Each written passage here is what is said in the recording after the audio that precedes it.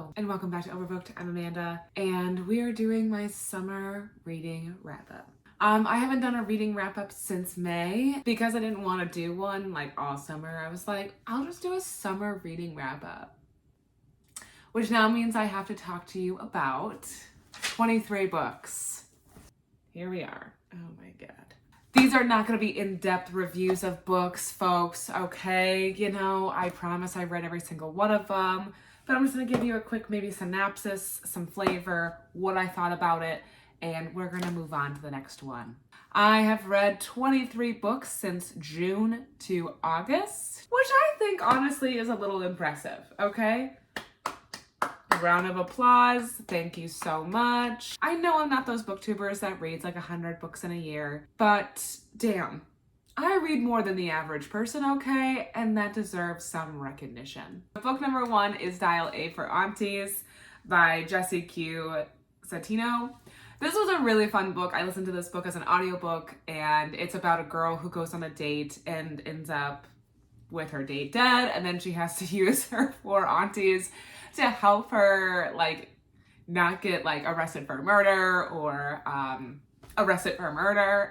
And then there's this love interest that she bumps into from her past, and just like this silly like kind of like novel that follows her trying to like cover up this like thing that just happened and also just be like cool around her like love interest. It's a fun book. It moved a little too slow for me. I wish it was a little bit more fast-paced. But it honestly was like a really fun book, and it was something different. You know, not a lot of books are out there where like, you know, the main character accidentally is in an accident where her date dies. So it's like, I don't know. I thought it was fun. It was a fun read. It was a nice, cool, like summer book to read. I gave it, I think, 3 out of 5 stars. Book number 2 was Atomic Habits by James Clear, which I'm sure almost probably every single person out on the internet has already read this book, probably has their own opinions about it. I think that there was some really good points in this book. I think I really just would have liked like a high level like outline of the main points, which the book does offer in like the chapter in notes. It gives you like, okay, high level, this is what this book really was, this chapter was talking about, which I think I just would have liked a notebook of that. I just didn't really, I just am not a huge like self-help book person. As I get older and older and like things just move so fast now, I feel like, and this is me being maybe too boomer, but like literally time moves so fast and like the day goes by before I even like think about it. And I would like to be more intentional with my day. I would like to set up habits that are more helpful and like make my life easier, especially right now. I don't have children. I would like to establish some habits before I have children, so I'm not like trying to form a habit with children. The thing I really liked about this book, and like the thing that stuck with me with this book, was like you don't have to, like, to form a habit, you don't have to do this big dramatic thing to change your whole life and try to do that every day. It's more sustainable to make really small changes every day and let that compile up to form a habit. I don't know, I think I wouldn't mind owning this book to have on hand, to be honest. Like, I think it would be nice to kind of have like, all right, I really would like to try to get back into getting that habit made. It'd be nice to have that, or just like I said, like a notebook or something. Yeah, I don't know, like 3 out of 5 stars. It was fine. Number 3, Black Cake by Charmian Wilkerson. This is probably one of my favorite books that I read this summer. It was so good, and I talked about this in one of my reading vlogs I did. I think this is one where I read for 2 hours every day or something. I finished this book. I don't know. I thought that this was just an amazing masterpiece of a story. I loved it so much. It's about these 2 siblings whose mother dies, and she, instead of like leaving them the like what you think like a relative would leave you after they die, like this like handwritten will or this like letter, she like leaves them this like audio tape of her talking to them and telling them the story of her life. And it's like just so incredible. Tells them how she got to this point in her life, what her history was, because growing up they didn't really know anything about their mom's past. And in the fridge, she leaves them, or like, yeah, I think it's in the fridge or the freezer, whatever. In her culture, they make a lot of black cake.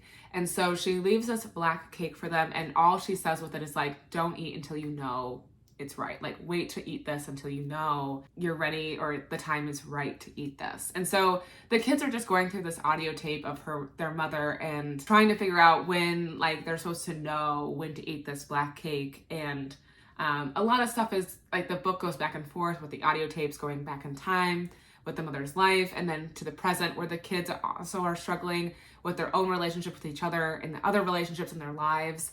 And it's just like a really, like, just an incredible story. And I just loved it. I loved it. This would be a great book club read. 5 out of 5 stars. Book number 4 was Shine Bright, A Very Personal History of Black Women in Pop by Danielle Smith. I read this because it was a Stacks podcast book club pick. And this was an incredible story. It wasn't a story, it was a nonfiction book. The author is like a music journalist or person. I can't remember exactly what her role is in the music genre, but she's like intimately involved in music. It's her career, it's her life. And she goes on this like really interesting deep dive into the history of Black women in pop and music. And it's really fascinating to like read and like learn how like some of these really influential Black women were just like a blip in time and were not recognized or didn't go on to success, but like they still left this imprint even though you may not be aware of it. It's like so obvious if you like look into the music and how it's formed. And so that was just really incredible. There was one part where, and now I don't even know any of the crucial details, but there's like a rock band that had this really popular song, and they have this Black woman sing like the hook or whatever it is, and she's heavily pregnant in this recording studio, and she just like lets it belt out, and she's incredible. And afterwards she ends up losing her child, and she doesn't go on to really renowned success in her music career, but she leaves a super lasting impression on this record, this song. And it's just wild to me how like she didn't, get the fame of the actual band. Like she makes that song. I like listened to it later, and it's like the song wouldn't be it without her. And it's just this incredible thing. There's also another chapter where the author is at this music event for a certain artist. I think it might have been Mariah Carey or something. In it, she's like, and then I get introduced to these girls who are trying to call themselves Destiny's Child. And I'm like, no way. Really, really, really cool book. Especially if you're intimately involved in music and you love music. I think this would be a great book. I personally rated it 4 out of 5 stars. And that's just like a personal like interest level for me. But I really enjoyed it. It was very well put together. Number 5 was The X Talk by Rachel Lynn Solomon. This is like a romance book about this podcaster at like an NPR station, and she is just trying to get her own show, something, and then like somehow it turns into her like making this show with like her nemesis of a coworker, and they pretend to be exes who talk about dating. It's like interesting. I actually really enjoyed this book. I didn't think I was gonna like it as much as I did. And I really, really enjoyed it. And I listened to it as an audiobook, a really good audiobook. I sometimes think that audiobooks can maybe make or break a book for me. Like there's some audiobooks I've listened to that I'm like, I really wish that I would have read like the physical copy of this book because I would have enjoyed it a lot more. But this is one of those books where I'm like, no regrets. I'm glad I read it as an audiobook. It was really good. It was just a really nice, fun summer romance book to read. It's kind of like an enemies to lovers situation. It's good. I don't know. It was also cool to listen to like these podcasters or these NPR like hosts, because the audiobook narrator I think does a really good job of like getting that like NPR-esque voice, and that was just really soothing. I really enjoyed that, so that was nice. Number 6 was The Maid by Anita Prose. I read this because for a work book club we read Maid something, Mother's Hard Work, blah, blah, blah, memoir. And somebody accidentally read The Maid, which is a different book. And I was like, I've had this on my want to read list for a bit. It sounds kind of interesting, whatever. So I picked it up and I read it. It was fun. I don't know. I think I could have gone without reading it and I would have been fine and content with my life. But it's a fun book. It's a fun, cozy mystery novel. Like, it's about this girl who is a maid at this hotel. She loves her job. I have to feel like she's on the spectrum somehow. Like, she's very like obsessed with her routine. She's very obsessed with doing things very like a certain way, but it's not like spoken about. Like, it's not like, oh, I'm on the spectrum or this character's on the spectrum, but like I feel like there's too many clues to point that she is. So take that as you will. So she's this maid in this hotel, and then there's like a murder or disappearance that happens, and she's like caught up in the middle of it. She's like a suspect, and she knows all these people involved. And so it's like this turns into this like book where she's trying to figure out what happened and get to the bottom of it so she doesn't get blamed. And it's an interesting book. There's interesting characters along the way, and it's fun. I think this would have been more enjoyable like on a winter day with some hot chocolate. It might have been a more fun like TV series to watch. It kind of is like, you know, Only Murders in the Building. I don't really know if I'd want to read the book of Only Murders in the Building, but I love watching the show. So that's kind of how it was for me. Like, it was like, oh, this is kind of fun, but it's like 80 degrees outside, and I'd rather be outside doing something than reading this book. I think I gave it 3 out of 5 stars. Book number 7 is The Road to Jonestown by Jeff Gwynne, and this is about, Jonestown. I can't remember the guy that leads this cult. I don't remember. This book I listened to this audiobook on a road trip to see one of my dear friends, and it was like a 17 hour drive, and this is an 18-hour audiobook. Yeah. Glad that I picked this book because it was really interesting and it hooked me in. You start from the beginning, essentially, from this like the guy who made Jonestown. You start with his mother's backstory, and then you dive into like how she is, why she is the way she is, and then her being and personality, and how she ended up raising her son the way she did, and like the environment that he was brought into, and how he grew up and, you know, developed this ideology that essentially leads to Jonestown. And you get like all of these characters, they're real people. You get like the story of all the influential people in his life that surrounded him leading up to Jonestown, and in Jonestown, and how that happened and ended in the tragedy that it did.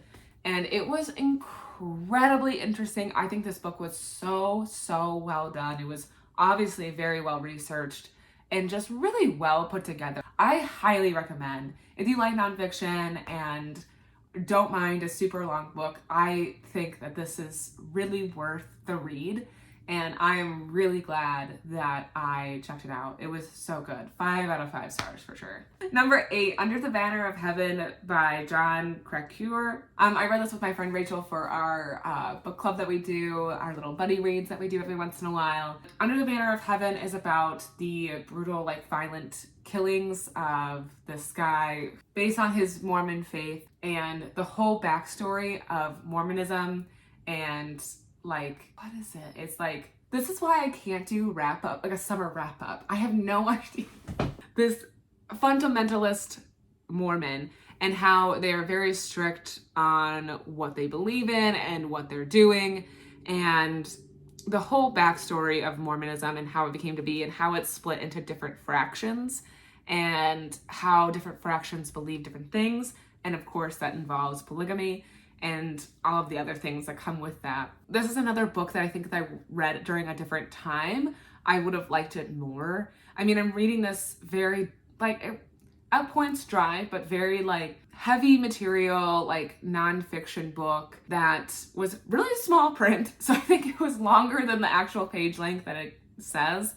I think this would have maybe been a better book to read in maybe the winter time. There's just something about summer where I'm like, I just can't focus. Like, I'd rather be outside and doing other things, and this book just I don't think had my full attention. I forgot I have this little book club journal. Oh yeah, so it's something that was really confusing to me. I wish like the author would have maybe put, like, you know how in some nonfiction books or even fiction books that there's a lot of people involved. In the beginning of the book, they'll have like kind of like a family tree, so you can kind of like turn back to kind of keep track of who is actually involved and who's connected to who. There was not that in this book, and there was a lot of people involved. And I kept forgetting how they're connected, and I knew they were connected some way, somehow, but there was like, it was so hard to keep track of all the people involved, especially with Mormonism, because like, there's so many wives and there's so many children, and I was like, listen, I don't remember if you guys are connected to the same dad or husband. I don't know. I'm really glad that I opened this. My last point on this book, I thought it provided this really interesting argument. So these men who committed these really violent murders in the name of Mormonism and whatever that they claimed, they're sitting in court and they're arguing like, since they did this on religious grounds and for reasons, like where does the argument end? Like with religious freedom. So many people used religion to explain away behavior or actions. And sometimes it makes sense, like that's fine, like you're gonna take communion, whatever. But sometimes it doesn't really, and we just kind of let it go because of religious freedom. So like, where does the line end necessarily? Like, whose religious freedom matters more and who can get away with more with their religious ideologies? And so that was something interesting to think about. I'm not trying to throw dirt at religion at all. I think that religion is sometimes this really nice spiritual release and something that you can believe in and hope in, and you can find extreme gratification in practicing religion for anybody, for any religion. But there's always those cuffs of people that take advantage or use it to their advantage, these beliefs. And it's just really interesting to think about. And I liked that question that he posed in there. And that was just really, really good. Otherwise, I think I gave this, what did I give it? Oh, I didn't even write down I don't know what I gave this book. Probably 3 or 4 stars. Book number 10 or 9, City of Girls by Elizabeth Gilbert. This is another very long book that I think I would have DNF'd if I didn't start this on a road trip. Obviously, I got done with what the heck is it called? The Road to Jonestown, like on the first half of my road trip to see my friend. And so on the later half, I had to start another long ass book. So I found City of Girls has been on my like Goodreads want to read for a while. And I think this is another like 17-hour audiobook. City of Girls is this fiction story that centers around this one character, and it's like in the 1920s, 30s, I think it's 30s, late 30s, that she goes to New York to live with her aunt for a summer, and her aunt owns this like theater company, and they're putting on this production that's called The City of Girls, I think, whatever. She's in New York and she's experiencing New York life and she's experiencing the theater life and she's loving this.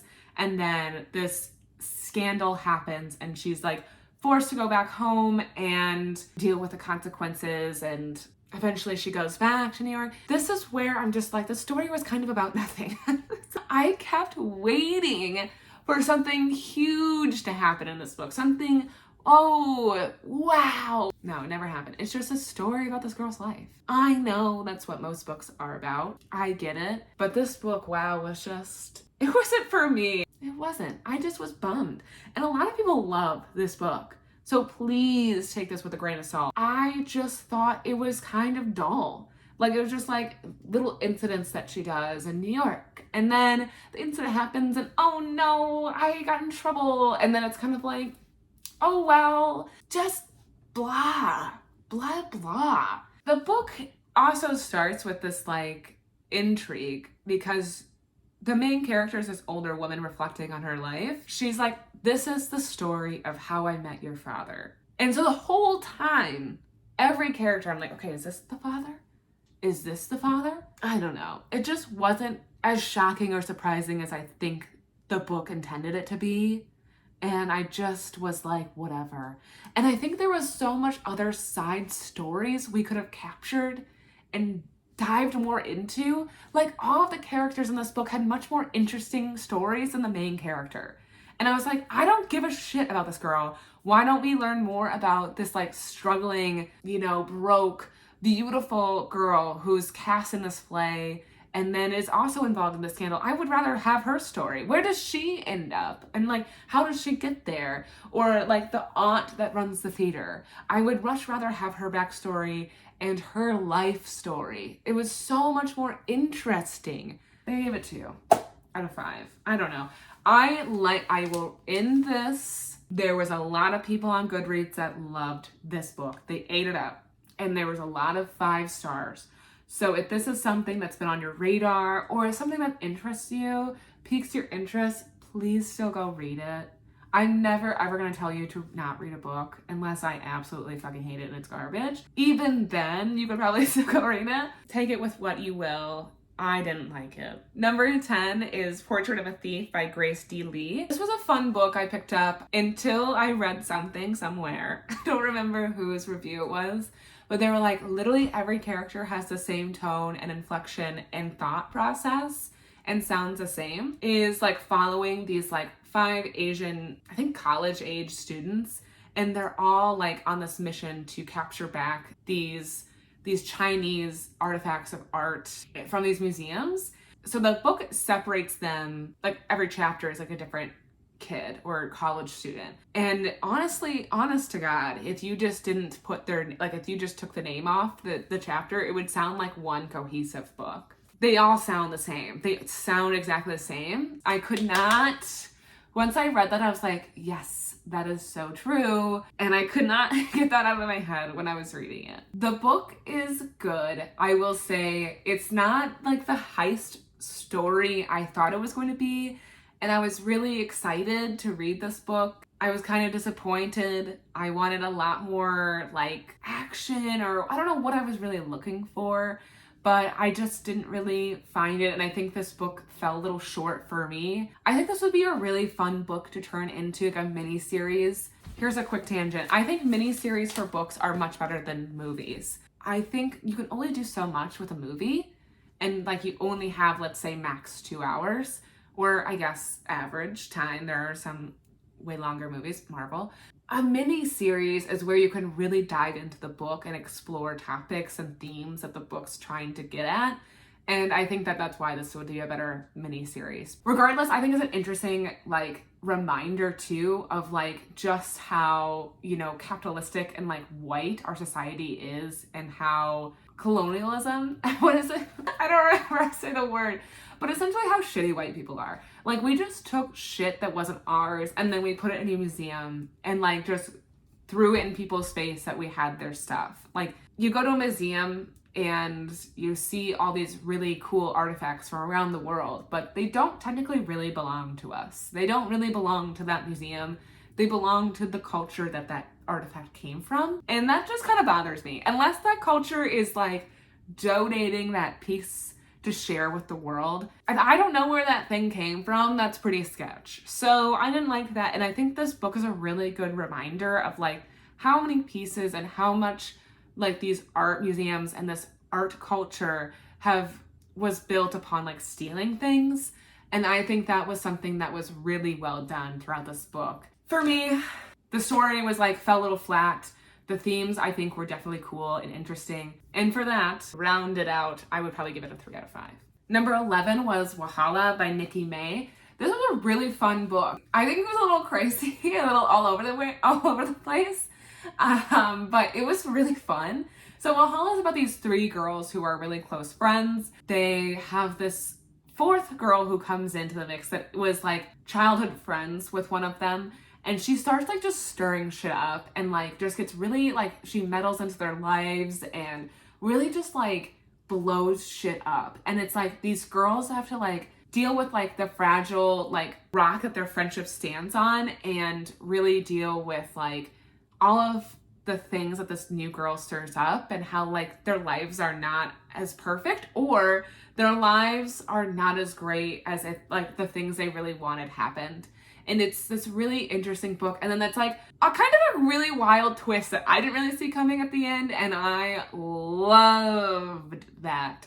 That was wild and it was so fun. It was a very fun book. Like, this is a really good summer read. I also think this would be a really good book club pick. I would love to get other people's like perspectives and thoughts on some of the different characters and things that happen throughout this book. So this would be a really good book club pick. I'm just throwing that out there. But I love this, and I found this book, I think I've seen it on Instagram, But the reason I read it was because it was a Book of Sense book club pick. Wow, that was a good one. It was so good. I think I gave it 5 stars. I loved it. Okay, so number 12 was Hola Papi by John Paul Brammer. This is just like a collection of essays by John Paul Brammer, and just that detail like his life growing up as a gay Hispanic man in the South, I think in Texas specifically. And it's all kind of based off of like, he used to do this column in I can't remember if it was a magazine or newspaper, and it was titled Hola Papi, and then people would ask him questions specifically revolving around their sexuality or gay life or intimate questions to that nature. And so he kind of like uses some of those prompts that he was asked and goes into personal life essays and throughout this book. I thought this was a really good read. It's very short. It's only like a 5-hour audiobook. It really provides these like intimate looks into his life and how he explored his identity and his sexuality. And I don't really know, like, I don't really want to critique his life. And I thought he did a really good job of putting it all together and using that column as a prompt for each of his essays. I really enjoyed it. I thought it was very good, and I would recommend. I think I gave it like 4 or 5 stars. Number 13 was The Watchmaker's Daughter by C.J. Archer. It's probably the worst book I've read all year. Here we go. Yeah, so it's a fantasy, young adult, science fiction, mystery, romance kind of story. I do not like young adult. I don't really like fantasy, and I don't really like science fiction.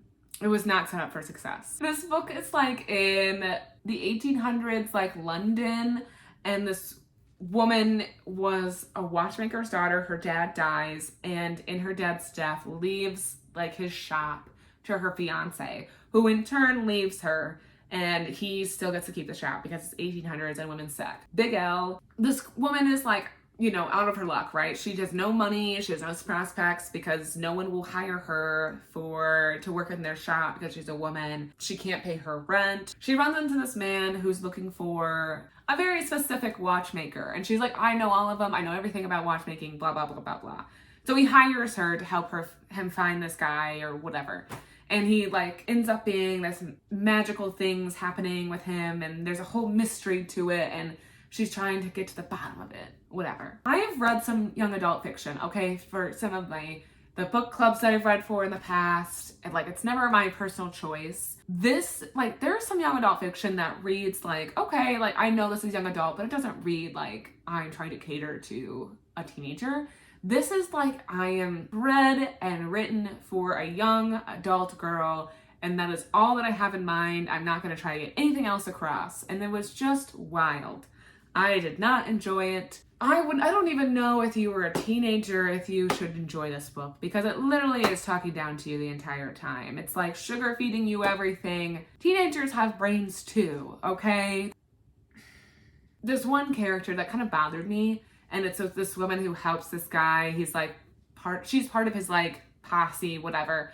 And she's like shown as this very masculine woman, and like she wears men's clothing. She's very tough. The point that they're trying to get across, I think, is that like, you know, obviously women don't have to be feminine and weak and whatever, but they do so in just a terrible way. Like, this character is always seen as annoying. She's always seen as disruptive. She's always seen and is viewed by everybody that way. And then she has random bits of tantrum where we're reminded that, oh yeah, she is a woman, because she obviously has these women flaws. Like, she's too emotional at times. She blows up. She's irrational. She doesn't think through her actions. And that like juxtaposition and like that like look of like, oh, she's this like different kind of girl. She's not like other girls. But then she does like all of these things that are characterly bad about women. I just hated it. I hated it so much. And it was just like, it's just annoying. Don't do that. If you're going to explore gender and different types of people and women, like, at least do it in a tasteful and good way. Like, it just wasn't, I hated it. I don't know. I didn't like this book. It was like 1 star. I've never seen anybody talk about this book, so I hope I'm not offending anybody, but I hated it. Number 14, When We Were Birds by Iana Lloyd Banyu. So I read this for the Book of Sense, and this is a book I think I could have DNF'd. Thinking back, I should have. I don't think this was a bad book. I thought this was actually written really well, and I loved the writing, and I loved the premise of the book. So it's about this man who gets an assignment for he's like on this job wait list, and he gets assigned to a graveyard.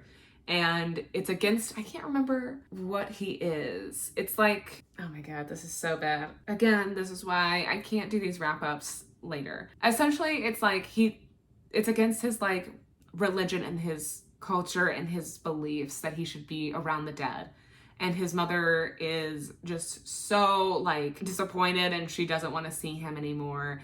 And then we also have this other woman who is losing her mother to death and ends up finding that the history of the women in her family are intimately connected to death and people who have passed on. And that's the part I didn't think I really got. And I don't think I spent the time to really figure out how it worked or what the author was trying to communicate. These two are like linked without really knowing it, and it was an interesting book. I think I just wasn't really interested in it, and I think I would have gotten like a lot out of having a book club discussion with it. I think this would be a good book club discussion book.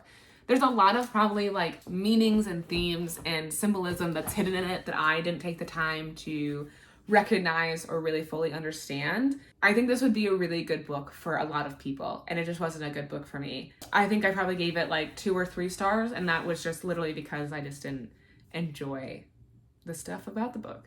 15, The Final Revival of Opal and Nev by Donnie Walton. I've seen this book around, and I read this for a new book club I'm trying to get into because I'm trying to make new friends. I love this book. I think this is a really, really, really good book. So this is a fiction book, but you could not tell by reading it. It reads like kind of like a nonfiction, but still really good. The book is about this woman who is like this music journalist person, and she's trying to write a book.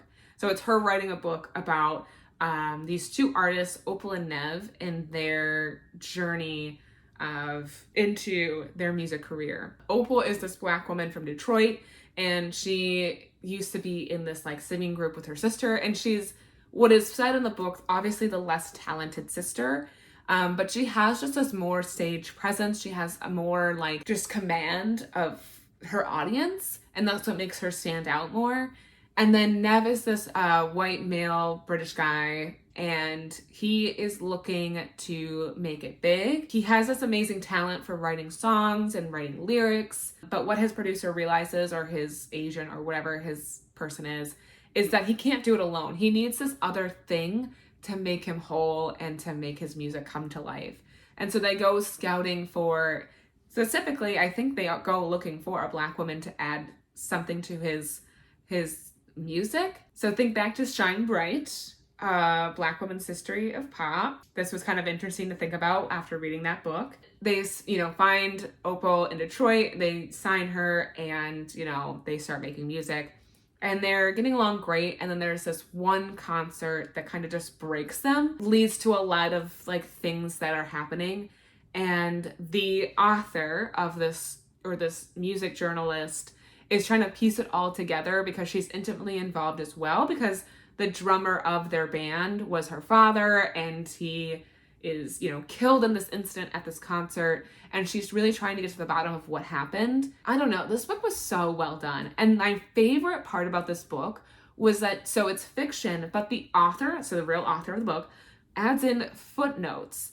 I don't know why, but that like added such a great detail and element to the book, because you really felt like you're reading this like real story. Like, I think I Googled so many times Opal and Nev, like real musicians, because you're like, this has to be real. This has to be a real story, because there is so much level of detail. And it was just really, really just great. It highlights a specific genre, rock, which is just, a crazy kind of genre in itself. During the 70s, the mixture of racial identity and racial injustice in that time period, in that genre, and into today, it was just really, really good. I loved this book. So 5 out of 5 stars. Number 16, Never Fall for Your Fiancé by Virginia Heath. I should have denapped it. Oh my God. So Never Fall for Your Fiancé is this book, a romance book about this like Lord Duke, whatever guy. He's very rich, and he doesn't want to get married. He's a bachelor, whatever. And so he's been writing his mom these letters that he has this girlfriend, fiance. And this takes place in like olden times. I don't know. It's history. Anyway, so he writes his mom, he has his fiance, so because she's always trying to set him up with people, and so to stop her from doing that, he just tells her he has his fiance, and he's been doing this for 2 years. Wow. He finds out that his mom is coming to visit him, and he randomly runs into this girl who just so happens to have the same name as the girl that he's given his fiance, his fake fiance. And so he strikes up this deal with a girl who is pretty poor, she's down on her luck, that he'll pay her to be his fiance. And that's the whole premise of the book. She comes and lives with him with her 2 sisters, and they like try to fool his mom. They fall in love, obviously. It was fine. It was a fun, easy read. It just was like not giving what I wanted it to give. I don't know. It was whatever. I don't know. 2 or 3 stars. Last Call, a true story of love, lust, and murder in Queer New York by Elon Green. This was an interesting read. So I listened to this book on audiobook. I think my husband's home. I don't want to be disturbed. So this book is about the string of murders of gay men in New York. And this was around like the late 70s, 80s, I think. And it's definitely during the era of AIDS. And you follow like the story and history of these men who were murdered, and like the investigation and how it was like just not handled right and not taken seriously, and how all these mistakes led to more men dying, and then the eventual catch or, you know, prosecution of the murderer. It was a really interesting story. It was kind of wild to me that the murderer got caught before he started actually like going through and murdering people, and then was like released. And it was all because of like gay, the homophobia, essentially. Like he just, I don't know. It was just kind of wild, and like the safety of others just wasn't really considered. I thought this was really well done. It's a really short audiobook, and it was like a part of history that I didn't really know about. And so I would recommend. 4 out of 5 stars. 18. One Last Stop by Casey McQueston. So this is like out, it's been out for a bit. I read this with my friend Rachel for our next book club read. I really enjoyed this book. I think something that I always know since I've read Red, White, and Royal Blue is Casey McQueston really knows how to write dialogue and really know how to write a group setting. One of my favorite scenes of Red, White, and Royal Blue is like her just talking about the friends hanging out, and that was the same thing in One Last Stop. Like she just does a really great job of like people coming together and hanging out, and like you feel like you're there.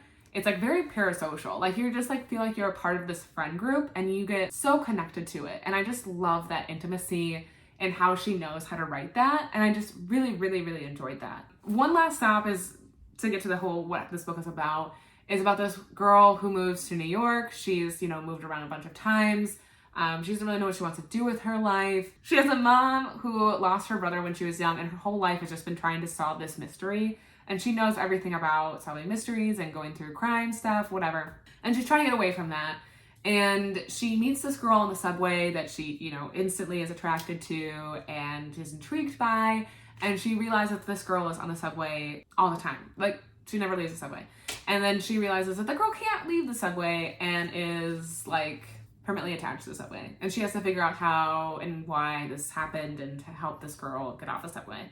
I had no idea. I don't want to get too much into it because personally for me, I didn't know anything about this book going into it. So everything was a surprise. It was like, I just thought it was supposed to be like a nice sapphic love story. And I was like, what the fuck, this girl can't get off the train? Like I love this story. I thought it was really fun. It was really sweet and like cute and adorable and interesting because there's like a mystery element that you're trying to solve. For me though, I thought this book dragged a lot. I think this book could have been like 100 to 50 to 100 pages shorter. There's a lot of scenes that I'm just like, okay, we get it, like, you know, whatever, let's move on. I also think that I didn't really sympathize with the main character. Like, I didn't really think she truly had this tough life. I don't really know. Like, you're really meant to like feel bad for her. You know, she's really struggling with her background. I don't know. I was more intrigued with the girl in the subway. And like, I really wish that maybe we could have had like her backstory and like the role would have been reversed. Like she's the main character and then she meets this girl that's gonna help her get off the subway. So that's kind of like my thoughts and feelings on that. I still thought it was a really nice book. I thought it was fun. It was a really nice summer read. And yeah, I don't know, 4-ish stars. Number 19, It Happened One Summer by Tessa Bailey. I love this book. I thought I was gonna hate this book. Like, I looked at the cover and I was like, this is such a basic romance. I'm gonna hate it. I loved it so much. So we follow this main girl. She's a partier. She's like a rich girl living off of her stepdaddy's money. And then she makes this colossal mistake while she's trying to party because this guy broke up with her. And she's like, bye, I'm gonna do something dumb and stupid. And she does. So her stepdad sends her to this like coastal town where her real dad, her dead dad, was from, and like it's like this fishing town. There's like nothing to do there, whatever. She finds this really like gruff like man who's a fisherman. He lost his wife a long time ago, or 7 years ago. I think it's supposed to be like enemies to lovers, but like they fall in love pretty fast. Yeah, we followed their journey, their story, and it was just really cute. It was really lovely. I really, really liked it. There's a lot more going on under the surface of all these characters. Like at the beginning, you hate the main girl, and you're like, I don't care about your life. You have everything paid for, whatever. But then you really like get to know her, and she like opens up, and you get to know the main guy. And I don't know, it was really nice, and it was fun, and it was a really easy book to read, especially for the summer. And I don't know, it was really great. I loved it a lot. Number 20, The Witches, Salem, 1692 by Stacy Schaff. So I read this, or Schiff. I read this as an audiobook. It's a really long one. And I read Cleopatra by the same author a while ago, and I really enjoyed it.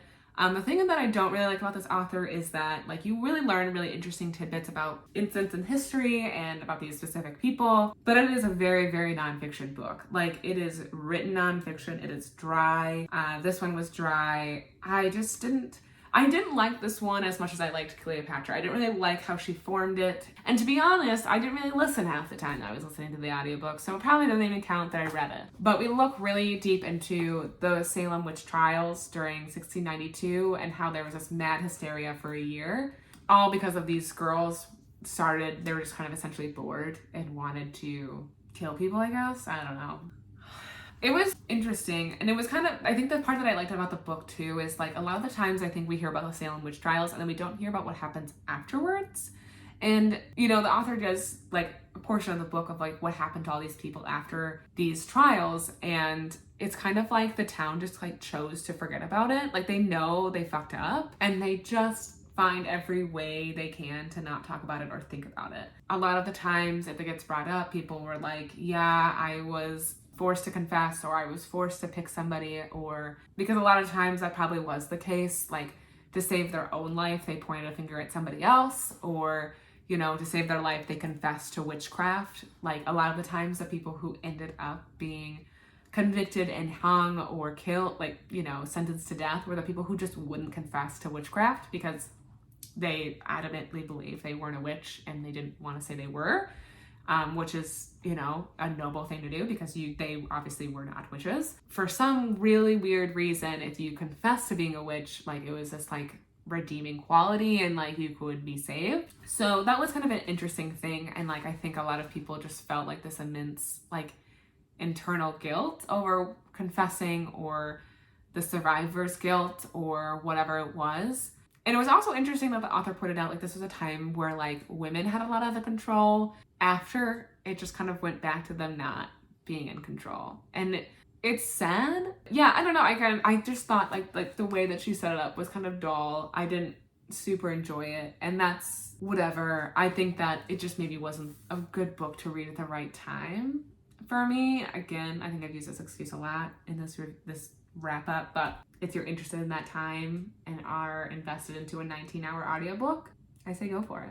Okay, so number 21 is A Mercy by Toni Morrison. And so I try to follow along with the Stacks podcast, and she typically tries to read a Toni Morrison book every year, which I actually am really grateful for because before I started listening to the Stacks, I've never read a Toni Morrison book. So this is my third Toni Morrison. I think this is one of my favorites. I think a lot of it went over my head, and so I'm really glad I listened to the Stacks podcast episode where they talk about the book. So A Mercy takes place in like probably the 1600s Americas. There's this man, a white man, who travels to, I think it's like somewhere south, get this payment from this guy. And instead of the payment, the guy gives him a slave. And the slave is a daughter of a woman who is like, knows that she wants to get her daughter off of this plantation. And this guy seems like a nice enough guy, and he's known for not having slaves, really. Like, she recognizes that when he's looking at the plantation and the slaves, there's like this look of like horror and disgust, and she knows that he wouldn't treat people the way that her owner is currently treating her and her daughter. The man goes home with this girl, and he does have a few slaves. Like, he has a native woman that helps him on the farm, and he has another woman that he takes in to help along with stuff. And then he has this girl. And there's a wife, and he has a wife. So bad at describing this book. And they have children who all pass away. And he is really hell-bent on like making this huge house to leave behind for his legacy and for the children that he thinks that he can have after losing all these other children. So we go through like the life on this plantation and like the deaths that happen and what it really means to leave a legacy, and how little events in your life can change you and the outcomes for a lot of other people. And I think it was a really incredible story, and it's a really short book. And I like this because Tracy from the Stacks talked about this. Like, I think a lot of people like look down on shorter books, but I think shorter books are so good at giving you the story. They're so good at delivering because they only have so much to work with. And I think I've talked about this before too, because I mentioned it with like the swimmers and Kim Jong. And it's like every sentence then matters, and it's true. Like every like scene and chapter is really packed with meaning because it has to, because it's delivering you a story in a short amount of time. And I just really enjoyed that. I really enjoyed reading the story, and I really enjoyed listening to the Stacks talk about it. So I think I've recommended that podcast a lot, but if you haven't checked it out, check out the Stacks. It's worth your time. In this book. 22, The Last Thing He Told Me by Laura Dave. This I should have DNF, but I really wanted to know what was going to happen. So this is like a mystery book, thriller, and it's about this woman who marries this man who ends up disappearing, and she's stuck with his stepdaughter, and they're trying to figure out where he went or what happened to him. And as they're doing that, they find out all of these like things about him that they didn't know before. Listen, it's dull. It's dull. It's not fascinating. It's not interesting. I cannot believe that this is like a really popular book. I just was waiting for something to happen. And I kept reading and listen, because I listened to this on audiobook, and I was like, all right, something wild is about to happen. It never did. I just didn't like it. And I just was not impressed. And I just thought it was a very generic, blah kind of book. And that's just my opinion. I know there's a lot of people that like this book, but I just was like not impressed with it. I didn't like it. And I really wish, knowing what I know now, I would have just not finished it. I think I gave it 2 stars. The last thing I read, Book Lovers by Emily Henry, and I love this book. 5 stars, obviously. I don't know what it is about an Emily Henry book, but they are so good. Everyone on BookTube's probably already read Book Lovers, and that's fine, whatever. I finally got it from the library. If you don't know what Book Lovers is about, it's about a woman who's a literary agent, and she meets this guy who's just like this scruffy editor, and he passes on her author's book, which turns into this raging success. And then her sister suggests that they go away for a week, and they end up being in like the town that book is set in. And then the editor guy is there, and she's like, what? Yeah. So then they just keep running into each other, and they're like loving each other. I don't know how else to describe it. It's really funny because it is a play on like a typical like romance Hallmark movie where it's like New York woman or New York guy goes to a small town and then gets swept off their feet, and like they have to save a small business, and there's this and that. And it's kind of funny, and I just love the dialogue. I love the dialogue between the 2 characters. I actually found myself laughing out loud at a lot of their interactions. They're just really funny, and it's really witty and smart, and I loved it a lot. 5 stars. We're done. Those were all the books I read this summer. In the comments below, let me know what your favorite book was that you read this summer. If you've read any of the books that I talked about today, if you think that you want to read any of them, or what you're reading right now, you can just like type in the comments hi, and I'll say hi back. Thank you so much for watching, and if you'd like, please hit that like button and subscribe if you have not already, and I will see you guys next time.